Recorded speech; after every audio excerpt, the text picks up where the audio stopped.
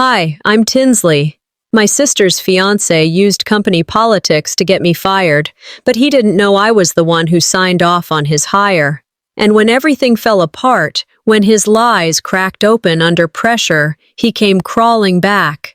But the worst part, it wasn't the betrayal. It was watching my own family choose his side, pretend like nothing happened. My mother called me too sensitive. My sister called it timing. And now he's begging for his job back. But how did I end up being the one erased from a life I built? And why is the signature I left behind the only thing still standing? I remember the handshake, firm, practiced, but a little too confident for someone interviewing for a mid-level consulting position. His suit was crisp, navy blue, with a subtle pinstripe, and his tie knot was too perfect, like it had been adjusted in the mirror 20 times. Still, I didn't think much of it, just another bright-eyed hire in a city that thrives on image. It was early spring in Austin. The office air conditioning fought with the pollen-heavy breeze sneaking in from the open windows. I was sipping my lukewarm coffee, going through another round of HR approvals. Most came with a generic recommendation from department heads. This one came from PR. Strategic consultant, temporary to permanent based on performance. That was the label. I clicked open his file. Draven Carter. Resume decent but nothing extraordinary. No red flags, good schools, a few impressive internships, some holes explained away by startup consulting. He smiled in his headshot. Not overly eager, just enough charm to feel corporate palatable. I signed it. One stroke, one damn click. I didn't know I was signing a grenade. At the time, I had no reason to double-check. I trusted the PR lead, and frankly, my mind was on a compliance report due by end of day. We were short-staffed. The whole department was stretched thin, and I'd gotten used to multitasking approvals between crises. The irony, I was known for catching details, the kind of person people ran their final drafts through because I'd spot the legal loopholes they didn't even know they'd written. But Draven? I didn't see him coming. Not fully. Not until it was too late. He started the following Monday. I remember he brought donuts on his first day, the kind from the overpriced bakery 2 blocks down.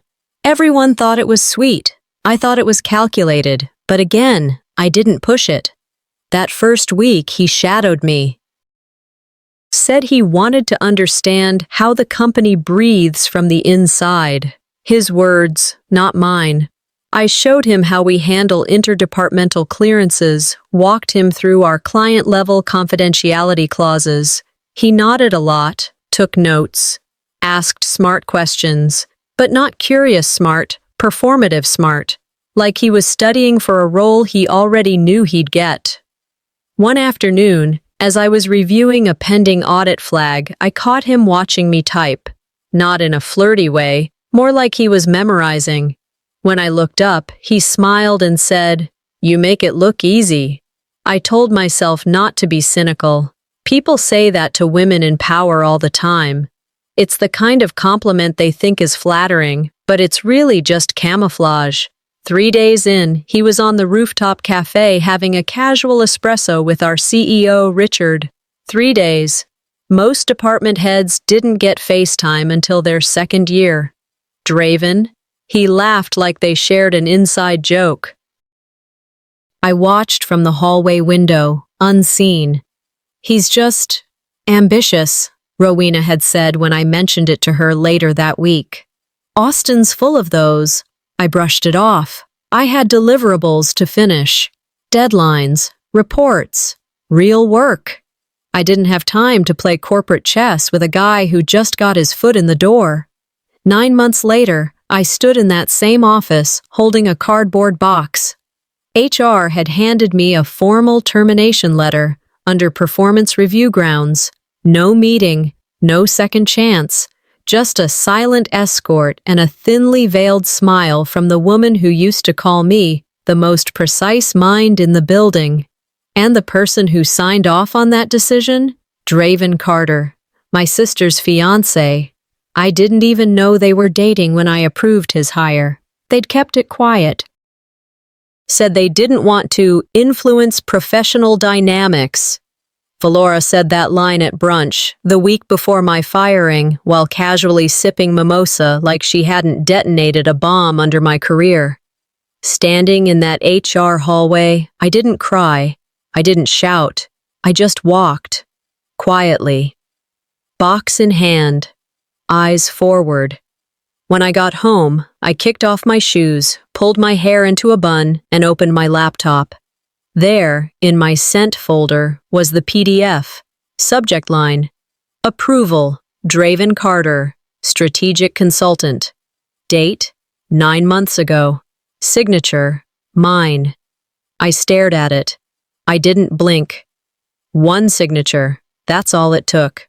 For the first few days, I chalked it up to coincidence. Maybe he was just trying to fit in. Maybe I was being territorial. But by the end of the second week, it was impossible to ignore. Draven was everywhere. Morning huddles. He'd somehow inserted himself next to the project leads. Lunch, always at the table closest to the department heads. Coffee breaks, casually timed to coincide with the CEO's rooftop meetings. At first, no one seemed to notice. But I did. He wasn't lingering. He was positioning. The first time he corrected me in a meeting, I was mid-sentence, explaining our compliance update to a mixed room of new hires and managers. I'd done this presentation at least 30 times. He raised his hand and said, with that practiced chuckle, "Actually, I think what Tinsley means is the updated clause from last quarter's revision." I hadn't misspoken, but the room laughed like he'd rescued me from myself. Afterward, I confronted him, quietly, professionally, in the hallway. "Next time, ask before you jump in," I said, keeping my tone level. He smiled that same too-perfect smile and replied, "Didn't mean to step on your toes, just wanted to help keep things sharp." I didn't respond. I didn't need to.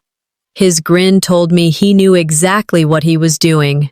By week 3, I'd stopped trying to convince myself it was harmless. I overheard someone in marketing say, "That Draven guy, he's going places." And it wasn't just the casual respect, it was the speed of it. No one climbs that fast without climbing over someone. He started calling the CEO by his first name, Rick, in open emails. Nobody blinked. No one asked how that familiarity happened. Meanwhile, I'd been there 7 years and still stuck with Mr. Carter in official memos. It was during a team strategy session that he truly crossed a line. I was presenting our quarterly plan to the operations committee, breaking down budget risks and compliance exposure. Halfway through, Draven interrupted with a laugh. "Tinsley's fantastic at the fine print," he said, leaning back in his chair, hands laced behind his head. "I'll take the broader vision to the client. She'll make sure we're legal."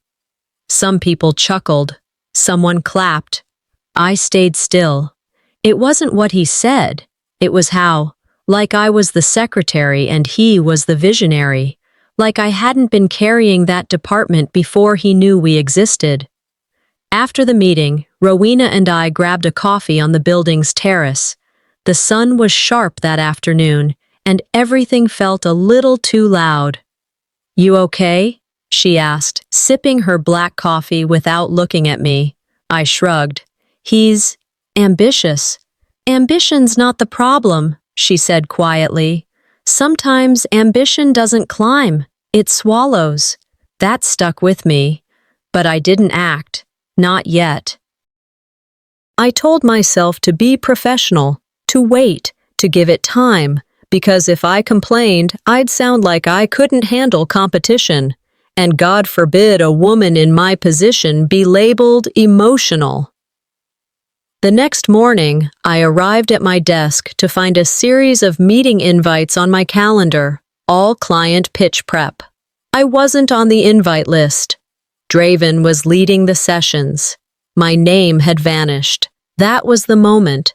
Not just when I knew something was wrong, but when I understood what I'd missed. He wasn't climbing, he was replacing. The morning started like any other. I got to the office early, as usual. My desk, the same one I'd occupied for years, sat quietly under the hum of overhead lights. I opened my laptop, ready to finalize my slides for the interdepartmental strategy session we'd been prepping for all quarter. Only, my folder was empty. I refreshed twice. Nothing. I checked the shared drive. The presentation was there. But my name was gone. Not just omitted, replaced. I scrolled through the slides, each one bearing my layout, my language, my footnotes. But the attribution line? Prepared by Draven Carter. As I stared at the screen, a coworker passed behind me, coffee in hand. She paused, hesitated, then leaned in. "I thought you were leading this one," she whispered. I didn't answer. What was I supposed to say? That I'd been erased by a man I trained 6 weeks ago? The meeting began at 9 sharp in the 10th floor conference room. It was a glass-walled space, one of those rooms meant to feel open but always made you feel exposed. I sat at the far end of the table, silently flipping through the printout I brought just in case. Draven walked in 5 minutes late, tie loosened just enough to suggest confidence, not carelessness. He greeted people by first name, people I still addressed with titles. Then, without so much as a nod in my direction, he opened the deck and began to present. Word for word, slide by slide, he delivered my analysis like he'd authored it in his sleep. He even used one of my signature metaphors. Think of our platform as a bridge between financial literacy and digital trust. I'd written that line 2 months ago after a weekend of spreadsheet hell and 3 mugs of bourbon. Nobody blinked, nobody said, "Didn't Tinsley say that last week?" I sat there, watching him speak my work into existence like I was a ghost. And the worst part? They were eating it up. Heads nodding, questions flowing, laughter at his carefully timed jokes. It felt like watching someone break into your home, rearrange your furniture, and throw a party using your grandmother's china. And the guests? Too busy enjoying the wine to ask who lived there. The meeting wrapped with light applause. As people filed out, I lingered behind. I needed a second to breathe. Draven passed me on his way to the door, patting my shoulder lightly. "Nice deck," he said without stopping. I wanted to scream. Instead, I straightened my blazer, packed my things, and walked to the elevator. Later that afternoon, we had a mixer for the executive strategy team, a thank you event, catered and filled with obligatory backpats and cheap champagne. I didn't want to go, but attendance was expected. Richard, the CEO, stood in front of the room for the toast. "I want to thank the team for pushing this initiative forward, especially Draven for leading the charge. And Trisha," he added, raising his glass toward me, "for her support behind the scenes." Trisha. I'd worked for this company for 7 years. I'd overseen 4 compliance audits, rebuilt 2 departments, and salvaged a multi-million-dollar client contract with a midnight renegotiation call. But now, I was Trisha. Someone behind me chuckled, then muttered, "At least he didn't call you intern." I turned away before my face betrayed me. That evening, I sat across from Rowena at a quiet bar near the river. She ordered whiskey. I stuck with tea. "He's positioning himself," she said flatly, no preamble. "Using your work as a ladder." I stirred my cup slowly. Am I crazy, or is this what corporate erasure looks like? "You're not crazy," she replied. "You're being edited." A pause. She looked me dead in the eye. "You need to decide if you're going to let them finish the rewrite." I didn't answer her that night. I wasn't ready, but I felt something shift in me. Not rage, and not sadness, Something colder, sharper. Friday came with the usual hum of inbox pings and Slack messages. Just after lunch, a colleague stopped me in the hallway. "Hey, congrats!" I blinked. "For what?" "The engagement. Your sister and that new guy. Didn't know they were dating." I stared at her. My brain didn't connect the words. "What new guy?" I asked, though I already knew. She looked puzzled. Draven?" I didn't respond. I walked past her, locked myself in the nearest restroom, and sat down on the toilet lid. That moment didn't just sting. It snapped something inside me, because it meant everything I had sensed, the edge in his smile, the precision of his timing, the strange confidence, wasn't ambition. It was strategy. And Valora knew. She knew and said nothing. That night, I poured a glass of wine, logged into my email, and found a fresh calendar invite. Subject: New client pitch, led by Draven. No CC to me, no FYI, just a title, a takeover. And for the first time, I knew I was being erased on purpose. I stood in front of the mirror in my bathroom, a mug of untouched coffee on the counter beside me. My hair was pinned, my blouse buttoned to the collar. But what I was really adjusting was my tone, practicing the exact wording I'd need to get through a brunch without screaming. "This isn't about jealousy," I whispered to my reflection. "It's about boundaries. It's about respect." I knew how it would sound, how it would look. A younger sister confronting her older one over a man she'd barely known. But I also knew if I stayed quiet, I'd be giving them permission to keep steamrolling me. I'd already lost my name in the office. I wasn't about to lose my voice at home. Valora's brunches were always too curated. Pastel tablecloths, bottomless mimosas, and a playlist that tried too hard to sound effortless. The moment I stepped inside, I knew I was walking into enemy territory. She greeted me with air kisses and a smile just wide enough to mask tension. "Glad you made it," she said. "We started without you." I waited until the food was plated and the conversations drifted toward shallow gossip before pulling her aside to the sunroom. The sliding door barely closed before I spoke. "Why didn't you tell me?" I asked. She blinked. "Tell you what?" "That you and Draven were together. That you're engaged. That you—" I stopped myself. "That you thought it was okay to keep it a secret from me while he was working under my nose." Valora set her glass down. "We weren't trying to hide it, we were just waiting for the right time." "And when would that have been?" I asked, voice level. "After I got pushed out of the job I trained him for?" Her expression shifted, just slightly, a tightening around the eyes. "Are you upset because he's doing well or because he's with me?" I stared at her. "You've always had this thing, Tinsley," she continued, arms crossed now. "Like if someone else shines, it dims your light." "Maybe this isn't about him. Maybe it's about you." That's when I realized she wasn't just ignoring what he'd done. She was siding with him. Through the glass, I could see two ants whispering, eyes darting toward us. One of them leaned in and muttered something. I couldn't hear the words, but the smirk told me everything. Later, in the kitchen, I approached my mother while she was arranging fruit onto a tray. "Did you know about this?" I asked quietly. She didn't look up. "Know about what, honey?" "Valora, Draven, everything." She placed a slice of cantaloupe precisely on the edge of a plate. "They're adults. It's their business." I waited.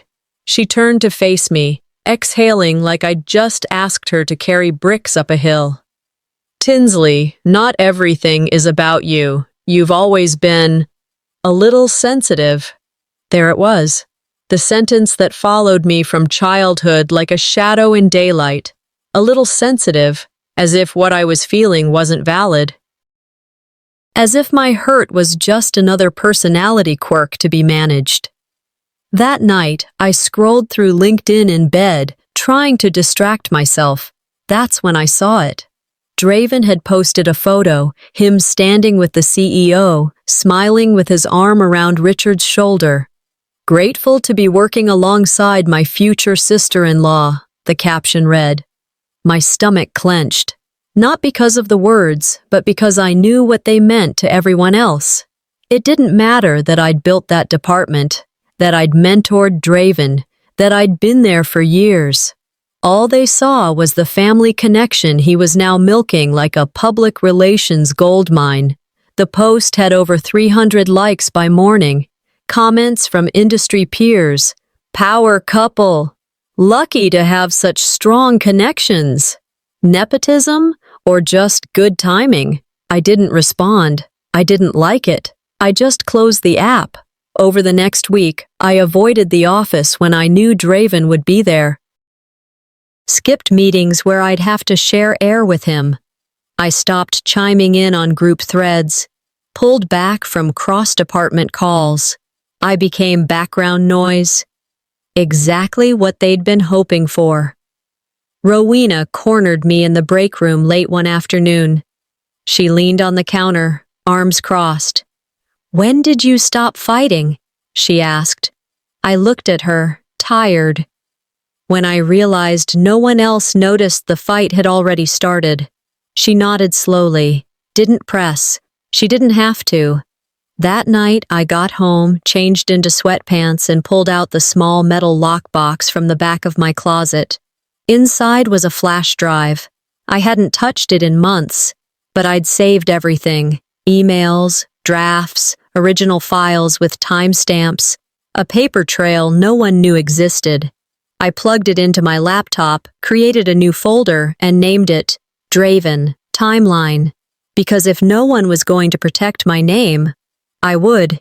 There was no grand announcement, no dramatic moment in the middle of the office floor, just a string of silences that grew too loud to ignore. It started with a series of emails I never received. Meeting invites I once scheduled, now happening without me. My name removed from shared drives, notes I authored labeled under someone else's initials. At first, I thought it was tech error, a glitch in the system, but glitches don't smile at you in the elevator. "You good?" Draven asked one morning, stepping into the elevator as the doors closed. His voice was casual, almost lazy. I nodded. That was all he got. He didn't press. He didn't need to. By the time I realized the extent of what was missing, files, tasks, ownership, I'd stopped wondering if it was a mistake. You can't fight a shadow with words, I told myself, but you can track its shape. I began keeping a list, and then, on a cloudy Wednesday morning, just before noon, I got the email. Subject line: Organizational Realignment Notice, no greeting, just one line beneath the header. Your services are no longer required, effective immediately. I read it 3 times, checked the sender, HR, not Richard, not even a courtesy call, nothing. They'd waited until he was away, on some 3-day corporate retreat in Napa. Draven had been appointed interim lead for operational transitions. Suddenly, he had the authority to pull levers, and the first lever he reached for was the one under my chair. I sat frozen at my desk for a moment, staring at my screen. Then, I stood, walked to HR, and requested clarification. A woman I'd worked beside for 5 years didn't even look me in the eye. "You're aware the company's been adjusting structure," she said, pushing forward a printed memo. "This was part of a long-term review." Long-term, they'd moved faster than a flash sale. As I walked back to my office to pack, a wave of something unfamiliar hit me. Not grief, not rage, resolve. "You used my own systems to erase me," I muttered under my breath. Bold move. I packed slowly. I didn't want to forget anything, not for sentimental reasons, but for protection. Before I shut my computer for the last time, I backed up my personal folders onto an encrypted drive, one no one else knew existed. I didn't delete a thing, But I renamed every file I had touched, re-tagged metadata with codes only I understood. I knew the audit trails, I knew how things got lost, and I knew how to make sure they didn't. As I zipped up my laptop bag, Draven passed by the glass wall of my office. He paused. His smirk said everything. "Rough day?" he said, tapping 2 fingers against the frame. I smiled. Not for him, for me. "You have no idea," I replied. And then I left. I expected at least one call that night. From my sister, my mother, a former colleague. Someone. No one did. I sat on my couch, still in my office clothes, hours after the sun went down, just staring at the silence. It rang louder than anything Draven had ever said. Louder than every boardroom meeting, every fake laugh I'd endured. They didn't defend me when I was in the building. They weren't going to mourn my absence. That realization, it wasn't sad. It was liberating. I picked up a pen and wrote one line on a yellow post-it. "Let them think I'm done. That's the advantage." I stuck it to my monitor, shut off the lights, and went to bed. The next morning, I made coffee, fed the cat, and opened my laptop. I created a new document and named it Chronology of Silence, Day 1. I clicked save. He took my title. He didn't take my mind. The first Monday I didn't go to work felt wrong in my bones. I still woke up at 6:15. I still brewed the same dark roast, still stared out the window at the same sun rising over the same sycamore tree out front. But my calendar was empty, my inbox was quiet, and the silence, it wasn't peaceful. It was abandonment. Not a single message, no call from Valora, no text from my mother, no, "How are you doing?" from anyone who had ever benefited from my competence. I sat on the couch in my apartment, hair still damp from the shower, and realized something with such clarity it almost made me laugh. They didn't just think I was gone, they were counting on me to stay that way. At 10:42 a.m., Valora finally texted, "Hope this doesn't come between us." No question, no accountability, just that carefully sculpted neutrality she wore like perfume. An hour later, Mom called, not to check on me, oh no. She wanted to remind me that dragging family business into work never ends well. "I didn't drag anything," I said calmly. "Your future son-in-law built a career on my back." "Tinsley, please," she sighed, as if I were the one being dramatic. "Just let it go. Focus on what's next." I ended the call mid-sentence. That afternoon, I sat at my dining table and opened a folder marked Personnel. I hadn't looked through it since last year. It was where I kept old printed records, performance reviews, award letters, training documents I'd written. That's when I found the 2018 compliance memo I'd ghostwritten for Valora's PR disaster. A failed product launch that nearly tanked her division. I'd rewritten the brand language, handled the media prep, cleaned it all up without asking for credit. She'd gotten the promotion. I got a coffee gift card and a thank you text. Now she wouldn't even say Draven crossed a line. I used to carry her shame, I muttered. She won't even acknowledge mine. I stared at the wall for a while, let the weight of that truth settle. Then I pulled out the encrypted drive I'd backed up before leaving the office. I hadn't looked through it yet, not closely. I plugged it in. There were folders, spreadsheets, email exports. But what struck me was the pattern. In the timeline of pitch decks, for example, my edits had been overwritten, yet the metadata still traced back to me. Notes removed, language repackaged. But the source, me. He wasn't just taking credit, he was altering history, making it look like he'd always been there. I opened a new Word document and started cataloging the inconsistencies. Slide 12, budget forecast slide, restructured from draft labeled TCP1, slide 18. Client scenario language lifted from January compliance doc. This wasn't just backup, it was ammunition. 2 days later, Rowena texted me. Coffee? Tomorrow? I have something. We met at a quiet spot she liked, one of those third-wave cafes with cement counters and minimalist jazz. She looked tired. I probably did too. I didn't agree with what happened, she said as we sat. I nodded. I didn't need an apology. I needed facts. She pulled a manila folder from her bag and slid it across the table. Anonymous tip, she whispered. Draven's forecasts don't match vendor logs. Someone noticed a gap. Inside the folder, printed screenshots of internal numbers, side-by-side comparisons, all off by just enough to be dangerous. He's inflating outcomes, she said, to make himself look like a miracle hire. I stared at the papers, heart steady. Now I know what I'm fighting with. Rowena didn't smile, neither did I. This wasn't a victory lap. This was preparation. That night, I didn't bother with dinner. I turned off the lights in the apartment except for the lamp on my desk, opened my laptop, dragged the folder of evidence into a new directory. I named it Operation Undermine, and before I typed the first line of my new report, I sat back and said aloud to the empty room, "They built a castle of glass around him. I'm going to show them every crack." It started subtly, quietly, the way the most dangerous things often do.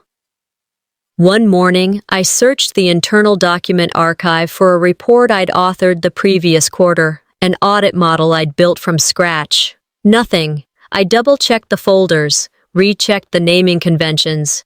Still nothing. Then I realized the folder still existed, but the file had a new name and a new author. D. Carter. My name wasn't misspelled. It was gone. I dug deeper. Archived projects I'd led were listed under team contributions. No mention of me. Presentation decks I remembered formatting slide by slide had been re-uploaded under updated metadata. It wasn't just that they were removing me from the room. They were rewriting the story. A week later, I sat in my apartment with the lights dimmed, watching a live stream of the company's quarterly investor call. Draven was front and center, pitching a strategic framework that I knew, without a doubt, was mine. The layout, the phrasing. Even the case study he used had my internal labels redacted. They'd cropped out the watermark, deleted the comments, rebranded it as Draven Carter's Strategic Innovation Model. And the worst part? People applauded. One executive wrote on LinkedIn, "We're lucky to have such bold new vision in the company." No one said my name. That night, I got a text from a former coworker I hadn't heard from since I left. Just one sentence. "You need to hear this." Attached was a voice memo. I played it on speaker. Draven's voice came through, clear and smug. She had her moment. She forgot who gave her the stage. I sat very still. It wasn't the arrogance that got to me. It was the certainty in his tone, like I was some assistant he'd plucked out of obscurity, as if my work hadn't been what got him noticed in the first place. He thought I was still hoping for fairness. He didn't realize I'd stopped hoping the moment they emailed my name off a project I created. The next morning, I didn't retaliate. I didn't post a think piece. I didn't call a lawyer. I forwarded the voice memo to Rowena with the subject line, "Ethical Documentation Inquiry, Internal Escalation Only." Her reply came within 10 minutes. Understood, time-stamped, secured. We didn't need more words. We were past words now. 3 days later, another email came, this one from corporate HR. The subject line read, "Request for clarification on intellectual property dispute." I was being accused of tampering with documents after my departure. Unauthorized modifications, inaccurate attributions, intent to mislead. The accuser, Draven. The irony was so thick I laughed aloud. Alone, in my kitchen. He'd taken my name off everything, and now he wanted me punished for files that were mine to begin with, files he'd edited after I was gone. He wanted me erased, now he wanted me blamed. I responded formally. I would be happy to participate in any third-party review of the documentation. Please confirm that all file versions, including metadata, have been preserved in their original state for forensic comparison. HR thanked me politely. They didn't expect my tone. I think they'd braced for emotion, for defensiveness. They didn't expect precision. That evening, I pulled a fresh flash drive from my drawer, labeled it Legal Hold, Personal Archive. Then I booked a meeting, not with HR, not with internal legal, but with an outside compliance officer I knew from a past contract. Independent eyes, I told myself. Unfiltered. They tried to bury me under their lies, but I kept receipts. The subject line read, Compliance Review, Request for Participation. At first, I thought it was a mistake, the kind of bureaucratic copy-paste mix-up that gets a retired contractor looped into an email thread by accident. But Rowena confirmed it wasn't. You weren't originally on the list, she said over the phone that evening. I added you. I stared at my screen, rereading the email 3 times. A review was being launched regarding discrepancies in Draven's forecasts and communications. There would be a full board review with external compliance oversight. They thought they buried me in silence, I whispered to no one. I buried them in receipts. By the time I walked into the conference room that following Thursday, the carpet had changed. New pattern, same silence. The air in the room was cold, not just from the AC, but from the collective tension hanging between executives who'd finally begun to sense they might be sitting on a pile of dry leaves holding a lit match. Rowena met me in the hallway, handed me a manila envelope. We've both stayed quiet long enough, she said, her voice soft but deliberate. Inside were 3 things. A printed chain of internal emails with timestamp conflicts, a memo from an anonymous staffer flagging data manipulation, and a chart, mine, edited beyond recognition but traceable through file history. The kind of evidence that couldn't be waved away with charm or political spin. I took my seat at the back of the room, not by choice, but by assignment. No nameplate, no smile. Just eyes flicking toward me, then quickly away. Draven sat at the front, crisp as ever, smiling like he'd just come from a keynote and was preparing for another. But his fingers tapped on the side of his tablet, a tell I knew too well. He was nervous. The board chair called the session to order.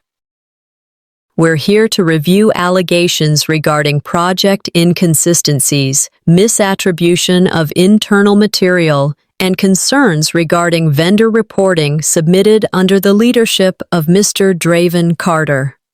A client had triggered it. A big one. The kind you don't want asking questions. Their report stated that the projections they were promised, personally pitched by Draven, had failed to materialize. Upon closer review, the data he presented to them differed from what had been internally approved. Some slides were entirely fabricated. I watched the room grow quiet as the legal team passed out printed summaries. His house of lies has termites, I thought, and I can hear them chew. Halfway through the session, a board member flipped through one packet and frowned. This hire authorization form, who approved his onboarding? A beat. Then someone at the end of the table cleared their throat. It was Tinsley Carter. Every head turned. I stood slowly, not ashamed, not defensive. Calm. Yes, I said. I approved his initial hire, and I also filed a risk flag that was ignored. The board chair adjusted his glasses. You're saying you raised a concern at the time? I pulled a copy from my own folder. Correct. I noted a conflict of interest potential and advised temporary probation pending review. Rowena slid the original email to legal. It had never been entered into the main record. I kept going.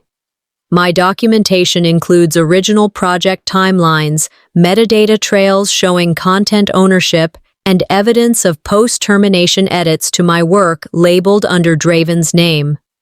One of the execs narrowed his eyes. "Why didn't you raise this earlier?" "I did," I replied. "You just weren't listening." I ended with a sentence I'd practiced in the mirror the night before. I didn't come here to relitigate my firing. I came to restore the truth. Draven didn't say a word. His leg was bouncing under the table. The board chair requested a 5-minute break and asked for a closed session with compliance. As I stood to leave, Draven finally looked at me, tried to meet my eyes. I didn't stop. I didn't blink.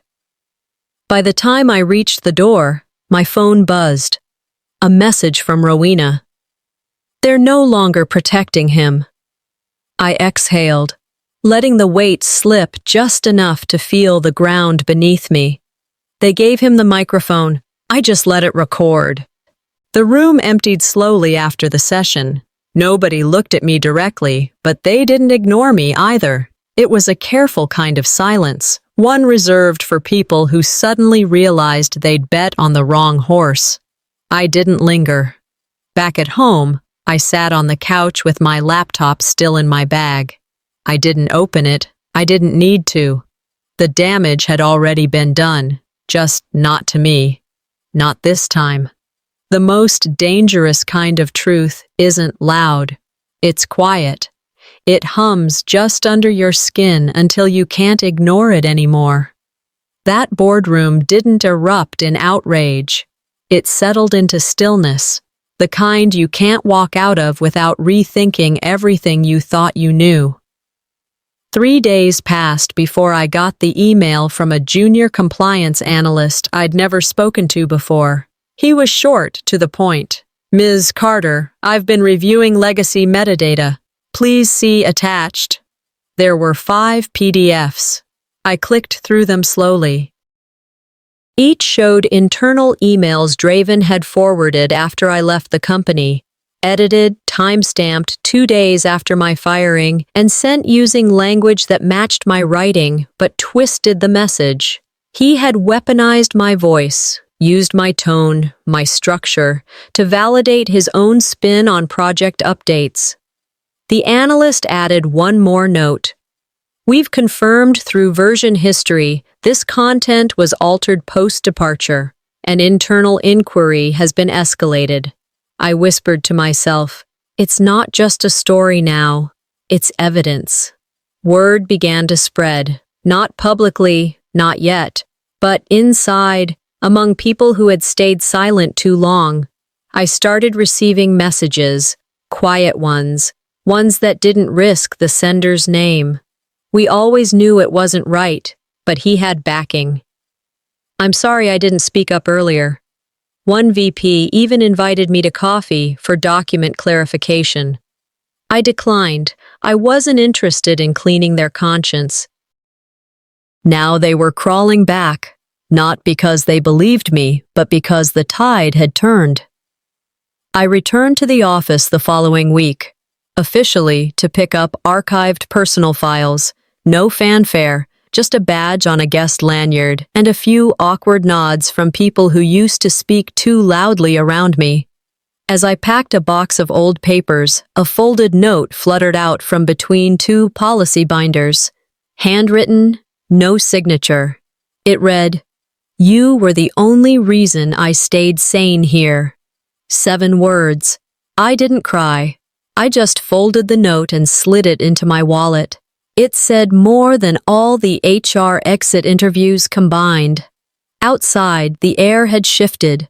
Something unspoken had cracked wide open. Rowena called later that day. "They're freezing every initiative Draven touched," she said. "And Martin from HR? He's on personal leave, indefinitely." I didn't laugh. I didn't celebrate. But I did close my eyes and let the moment land. This wasn't revenge, I said softly. This was gravity finally working in my favor. By the next morning, Draven's face had been scrubbed from the company website. A section that had been built around his supposed strategic brilliance was now replaced by a rotating banner with stock images and the phrase, "Thank you for your continued trust." But it wasn't just internal. The investor community took notice.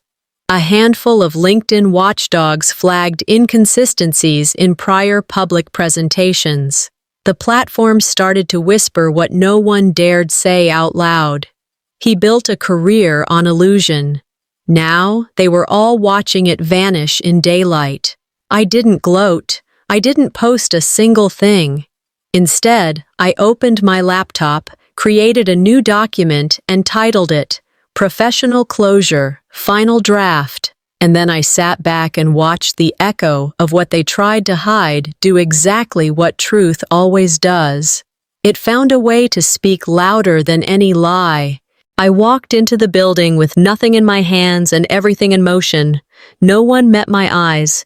Not at the security desk, not in the elevators, not in the break room I passed on the way to the board suite. The same people who once clapped for Draven's jargon-laced town halls now kept their heads low, fingers stiff on keyboards, like silence could protect them from association. The air had changed. That invisible current of smug assurance, the one that had followed Draven like cologne, was gone. In its place, stiff politeness, whispered hallway conversations, a nervous clicking of pens during meetings. The ones who laughed with him now talked in code. That's how downfall begins. Inside the boardroom, the walls weren't glass this time. They'd moved the meeting into the internal audit chamber. No windows, just a long table and too many leather chairs. A woman from compliance handed out summary packets, and for a few minutes, no one spoke. Then someone asked quietly, "Who authorized his hire?" The room shifted. I didn't hesitate. I pulled out the original HR form and slid it across the table. "That would be me," I said.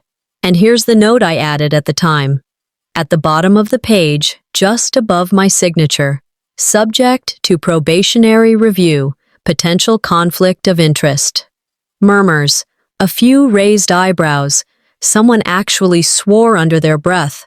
I submitted a risk flag with the hiring. It was never addressed. Rowena sat 2 seats away, silent, but her eyes met mine for just a second. A quiet nod of backup. Then the real storm started. A whistleblower had surfaced. Someone from accounting, anonymous for now, sent a tip that Draven had used company funds to sponsor 2 events directly tied to Valora's PR network.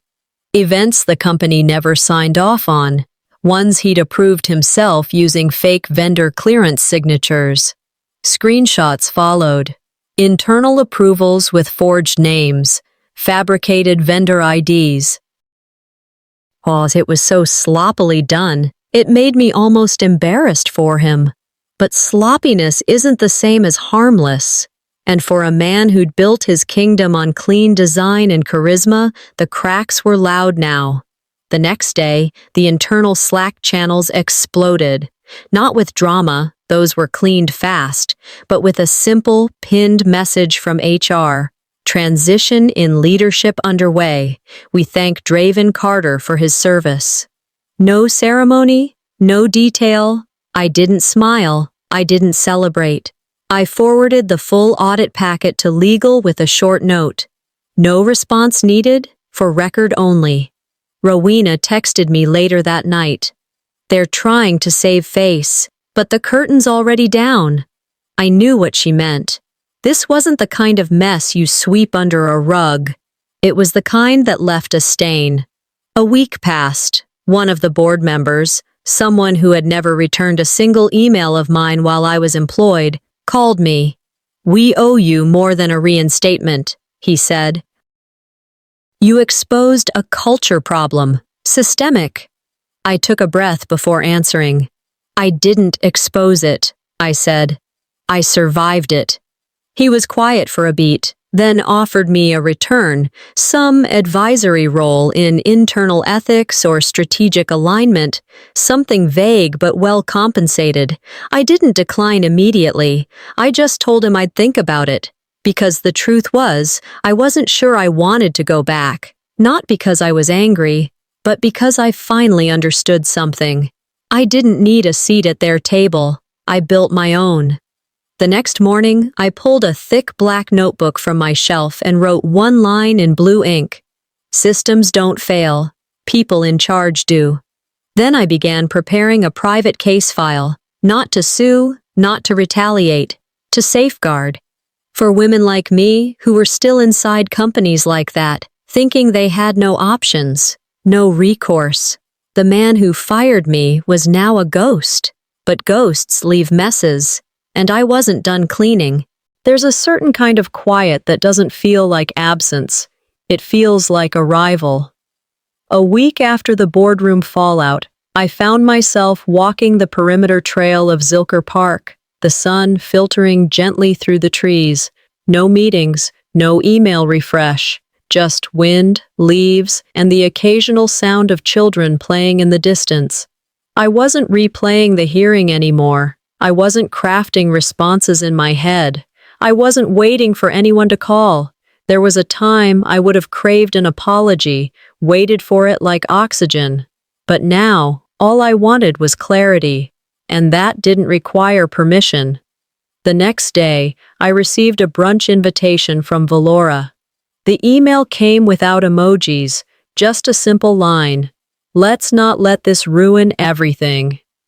I knew what it was. A performance, a cleanup attempt. But I accepted anyway. Not for closure, because I no longer needed any, but because I wanted to look her in the eye and prove, without saying it, that she hadn't broken me. We met at a trendy spot near downtown, all white tiles and overpriced omelets. Valora arrived in a soft pink blazer, hair curled like she was prepping for a lifestyle shoot. "Thanks for coming," she said, as if we'd had a small scheduling mishap, not a full-blown betrayal. We chatted over lattes and eggs Benedict like sisters in a commercial. No mention of Draven. No mention of the board. Just safe, hollow phrases. "How's work?" "Still running, I hope?" "You look great." And she meant it, but not in the way people compliment you because they're happy for you. In the way they try to measure whether you still bleed. At one point, she reached across the table and said, "I don't want this to define us. Let's move forward." I smiled, set my fork down, and answered calmly, "Moving forward doesn't always mean moving together." She blinked, then nodded, and that was it. No dramatic exit, no screaming, no tears in the parking lot. Just two women parting with a handshake and a quiet understanding that the version of us that once existed no longer did. Later that afternoon, I opened the voice memo again, the one from months ago, Draven's voice, smooth and smug. She had her moment. She forgot who gave her the stage. I listened to it once, just once more. It didn't sting anymore. It sounded small. Insecure, desperate, like a man trying to convince himself of a lie he no longer fully believed. I hit delete, watched the file vanish. An hour later, my inbox pinged with a new message from the board.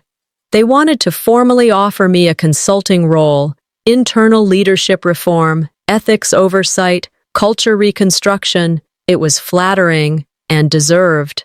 But I didn't reply right away. Instead, I sat by my window with a cup of tea, letting it cool in my hands. This wasn't about return. It was about legacy. I knew they wanted a symbol, someone to parade as proof they were doing better. But I hadn't fought for a seat at that table just to warm it. If I accepted, it would be on my terms. That evening, I opened my journal, the one I hadn't touched since the day I'd been fired. Its pages were still stiff, ink still sharp. I flipped to the last page and wrote, "I wasn't looking to win, I just refused to disappear." I closed it, placed it back on the shelf. No ceremony, no dramatics. Then I stood, grabbed my bag and stepped outside. Not to run, not to retreat, but to walk forward. The elevator doors opened to the same hallway I'd once walked down in silence, cardboard box in hand. This time, I carried nothing, just the weight of a name they hadn't expected to survive them. I didn't come back to reclaim anything. I came because they called, and this time I chose to answer. Not a comeback, a correction. I stepped into the company's legal wing where I'd been scheduled to consult. A temporary role, they said. Help restructure internal ethics, draft policies, offer guidance. They wanted my brain, not my badge. I gave them my terms. While walking through the records with one of the junior analysts, someone young, fresh out of grad school, eager in that slightly too fast way, I watched him scan documents with brows knit in quiet confusion. "This clause," he said, tapping the screen, "was buried in the original hire packet for Draven Carter. Did you write this?" I leaned in. "Subject to probationary review, potential conflict of interest. Grounds for immediate dismissal in case of internal ethics breach." "Yes," I said simply. "I flagged it when I signed his onboarding. You'll find it was omitted from the master file." His eyes widened, and he typed quickly. "Legal can act on this." I didn't nod. I didn't react. But inside, he weaponized my silence. I weaponized foresight. By the next morning, a public-facing memo landed in inboxes company-wide. Draven Carter has been dismissed effective immediately following confirmed violations of company ethical policy. That same hour, a forum thread popped up on a private industry Slack group I was still part of, one I'd muted months ago. "Wild turn at Trenton Corp." Apparently, she saw it coming, buried a clause in the hiring doc. "Insurance move of the decade." Damn. I didn't reply. I didn't need to. The truth was speaking louder now than I ever could. 2 days later, I received a formal offer from the board, a long-term seat as Senior Integrity Officer. Full authority, high compensation, access to rebuild what I'd once helped construct. I sent back a handwritten note on cream stationery, no logo, just one sentence. Build better. Don't ask one woman to carry the whole thing again. The mailroom clerk delivered it by hand. That weekend, I received a text from Valora. "You were right." I didn't respond. Instead, I pulled open my files at home and found the original note I'd sent to HR the day Draven was hired. My warning, my documentation, my quiet attempt to do the right thing when no one else saw the storm coming. I reread it slowly, not with sadness, but with confirmation. I didn't win because I yelled louder. I won because I documented everything. That Sunday evening, I placed the original hiring memo into a sealed, notarized envelope and mailed it to myself. Insurance, not for revenge, but for memory, for history. Back at my desk, I opened a clean page in my journal. Then, with calm certainty, I wrote, "You don't always get justice, but if you plan well enough, you can make sure power doesn't forget you."